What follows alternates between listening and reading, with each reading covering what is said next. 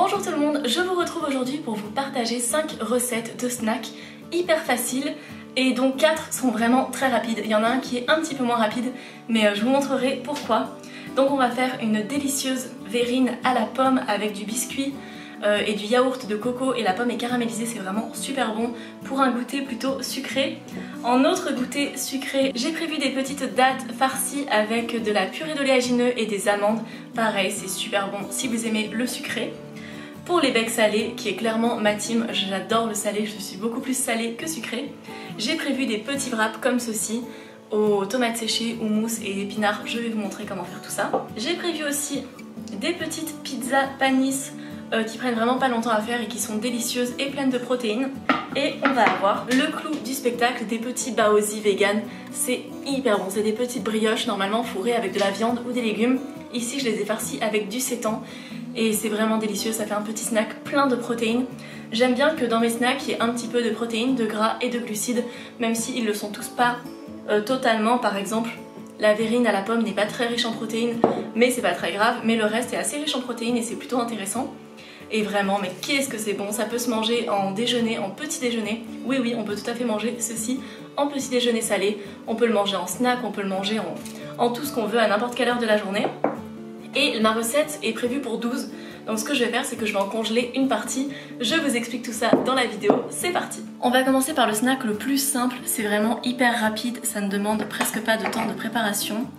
Il vous suffira simplement d'avoir 5 dattes medjool ou d'autres dattes, mais les medjool sont mes préférés, 5 amandes et le beurre d'oléagineux de votre choix. Donc moi j'ai pris de la purée de cajou grillée qui est vraiment très bonne, mais vous pouvez mettre de la purée d'amande, du beurre de cacahuète, ce que vous voulez. On vient dénoyauter les dattes.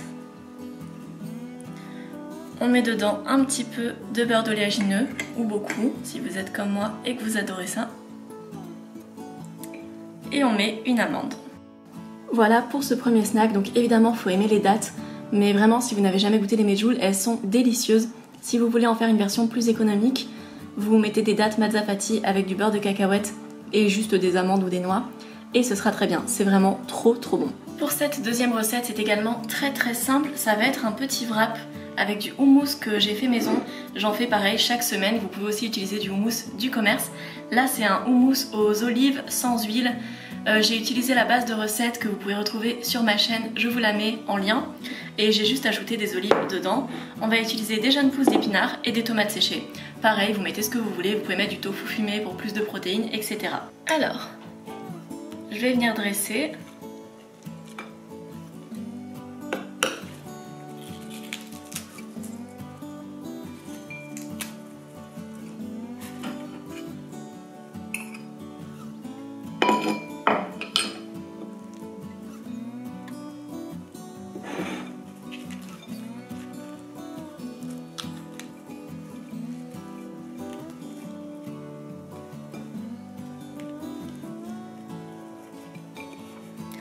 Et voilà, vous avez un mini wrap. Moi je vais venir le faire toaster parce que je trouve que c'est meilleur. Je le fais juste poêler sur chaque face quelques instants et ça fait un petit snack parfait pour les becs salés. Pour la troisième recette, ça va être sur une base de panis et on va faire des espèces de petites pizzas. Donc normalement je l'achète dans le commerce, là il n'y en avait plus en magasin bio, du coup je l'ai faite moi-même avec de la farine de pois chiche et de l'eau, c'est vraiment très simple à faire. Donc je vous laisse choisir l'option que vous préférez, il y a des recettes sur internet. Et on va utiliser de la sauce tomate, un petit peu de fromage végétal. Et je vais utiliser les petites tomates séchées qui me restent du snack d'avant, donc je vous montre tout ça. Je vais simplement les faire frire un petit peu sur chaque face, puisque là pour l'instant ma panisse n'est pas frite. Après je la retourne et j'attaque la préparation de la petite pizza panis. Et maintenant je vais juste venir ajouter un petit peu de sauce tomate, des petites tomates séchées,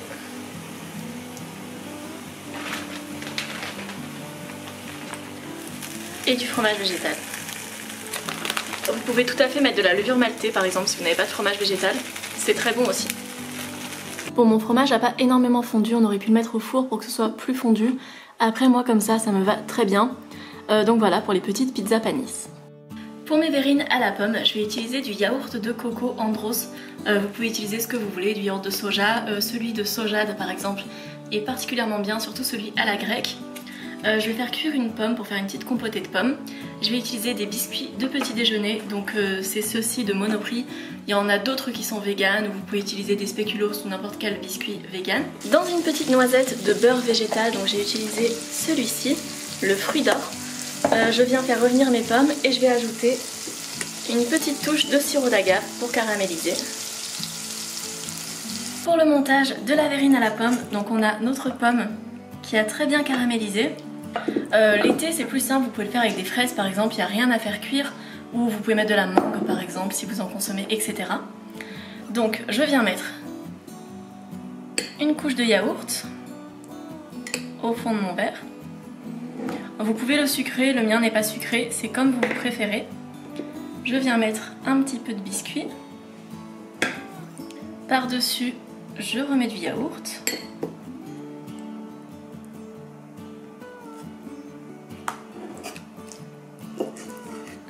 Je viens mettre un petit peu de pomme. Je remets du yaourt. Je remets du biscuit. Encore un peu de yaourt. Et je finis par le reste de pommes. Et voilà pour notre superbe verrine à la pomme. Si vous voulez faire une déco plus sympa, vous pouvez mettre un petit peu de chocolat noir sur les bords à l'intérieur avant de dresser. Vous pouvez ajouter du sirop d'érable par-dessus. Si vous voulez que ce soit plus sucré, vous pouvez mettre plus de biscuits. Vous pouvez vraiment varier comme vous le souhaitez. Vous pouvez ajouter aussi des noix de pécan ou des noix caramélisées. À mon avis, ce serait délicieux. Pour la pâte à baozi, je vais avoir besoin de 160 ml d'eau, d'une grosse cuillère à soupe de levure instantanée. Vous pouvez utiliser de la fraîche, de 300 g de farine et j'ajouterai 3 cuillères de sucre dans la levure instantanée. Donc je le fais tout de suite. C'est absolument pas nécessaire de mettre du sucre, c'est uniquement que ça donne un petit peu de goût. Et voilà. Je viens ajouter de l'eau tiède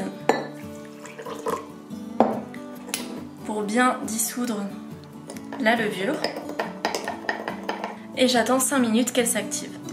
Normalement on n'en met pas, mais moi j'aime bien ajouter un petit peu de sel dans la farine pour que la pâte à brioche ait un petit goût un peu plus salé. Donc ça fait 5 minutes, je vais venir mettre la levure dedans avec l'eau. J'attrape bien ce qu'il y a au fond.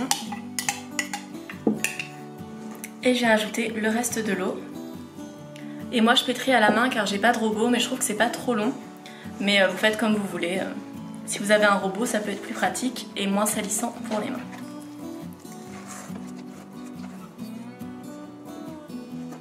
Donc je l'ai juste travaillée quelques minutes, elle est encore un tout petit peu collante mais pas trop.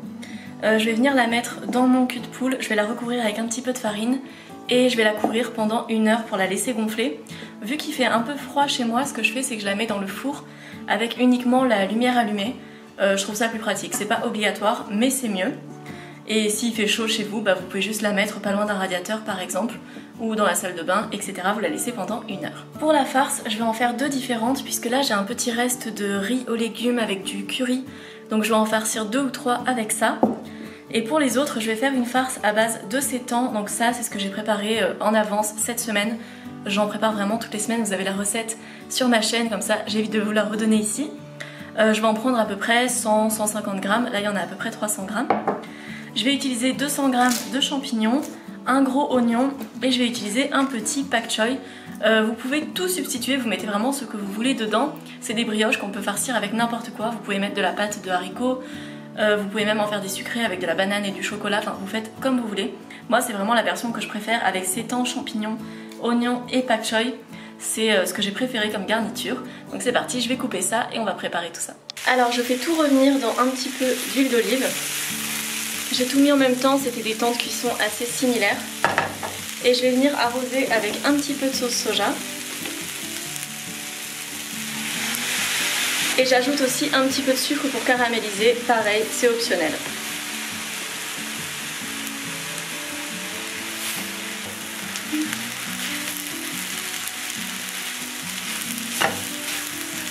Je coupe le feu une fois que c'est bien doré et maintenant j'attends juste que la pâte ait fini de lever pour farcir les brioches. Alors ma pâte est prête, je vais la fariner un petit peu.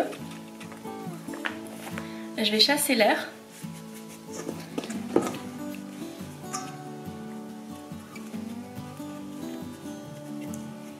Je vais venir former un espèce de gros boudin avec ma pâte et je vais ensuite la diviser déjà en 3 parties. Égales, à peu près égales on va dire. Et maintenant je vais couper chacun de ces boudins en 4 parties.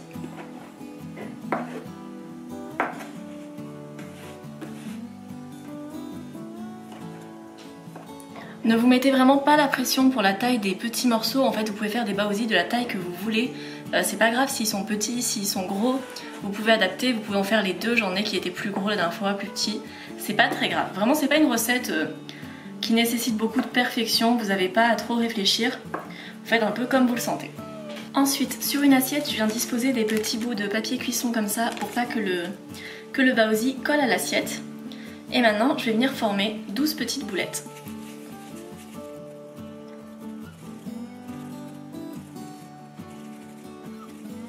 Ensuite, j'ai vu des recettes qui disaient de laisser reposer les petites boules comme ça pendant une demi-heure à 1 heure. Personnellement, la dernière fois, je ne l'ai pas fait, les fois d'avant je l'avais fait, et j'ai trouvé qu'il n'y avait pas vraiment de différence. Donc par contre, il faut les laisser poser une fois qu'elles sont farcies. Mais ce que je fais, c'est que je viens l'aplatir un peu. Idéalement, vous avez un mini rouleau, mais si vous n'êtes pas dans un monde idéal, vous avez, comme moi, peu de matériel et vous improvisez. Donc avec un rouleau, avec une bouteille, avec ce que vous voulez. Vous venez aplatir les côtés et il faut laisser une petite boule de... Il faut laisser une petite boule au milieu que vous aplatissez pas trop. Vous mettez ce petit bâton dans votre main et vous mettez un petit peu de farce. Donc pas trop, faut pas que ça déborde. Voilà, généralement ça c'est bien, l'équivalent d'une bonne cuillère à soupe. Et pour le pliage, vous ramenez comme ça avec vos doigts par-dessus. Pas besoin que ce soit parfait, encore une fois, pas de pression. Vous essayez juste de faire un truc qui ressemble un petit peu, je sais pas, un baozi quoi. Moi je fais comme ça, c'est absolument pas parfait. Ça n'empêche absolument pas qu'il soit vraiment délicieux. Et je les pose sur un petit papier cuisson. Et je fais la suite.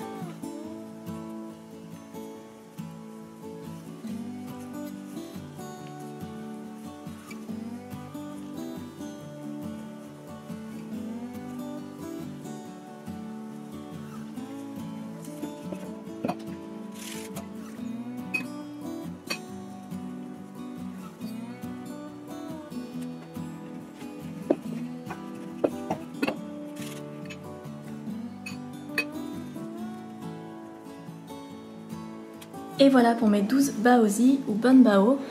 Ici c'est ceux que je vais congeler, donc je vais les laisser gonfler un petit peu une demi-heure et après je les mettrai à congeler. Ça se congèle très bien, ça se décongèle très facilement. Il suffit simplement de les cuire à la vapeur 5 minutes de plus que les frais. Et je vais en cuisiner 4 pour nous aujourd'hui. Pareil, je vais les laisser gonfler une demi-heure avant de les cuire à la vapeur. Et vous venez maintenant le faire cuire 15 minutes à la vapeur. Donc moi je n'ai pas de panier vapeur exprès pour la casserole. Donc j'ai pris celui de mon Cookéo, sinon vous pouvez acheter les paniers vapeur en bambou, c'est quand même beaucoup plus pratique. Et vous couvrez pendant 15 minutes. Et donc voilà pour mes 5 idées de snacks. Donc il y en a 4 qui sont vraiment très rapides et faciles. Celle-là est très facile mais un peu moins rapide, mais vraiment elle en vaut la peine. Puis vous voyez là j'en ai 2 pour accompagner mes repas, puisqu'aujourd'hui je vais manger un petit peu tout ce que j'ai préparé en snack en guise de repas. Mais en snack c'est très très bon, vous en prenez juste 1 ou 2 et ça vous cale un peu une envie de saler, c'est vraiment rassasiant. Avec le sétan c'est plein de protéines, vous pouvez mettre du tofu aussi, du tofu fumé par exemple, ou juste des champignons, etc. Et là j'en ai 8 autres dans le congèle, donc dès que j'aurai la moindre petite faim, ça me prendra vraiment pas longtemps pour satisfaire ma faim. C'est vraiment pour ça que je l'ai mis dans ces idées de snack, parce que tous les tests de recettes que j'ai fait, j'en ai congelé énormément. Et du coup ça m'a vraiment servi de snack pendant ce dernier mois, j'en ai mangé très souvent et je n'en suis absolument pas lassée, c'est vraiment très très bon. C'est tout pour mes idées du jour, j'espère que la vidéo vous a plu. N'hésitez pas à commenter, à liker et bien sûr à vous abonner si vous aimez mon contenu, ça me fait toujours énormément plaisir. Ciao ciao!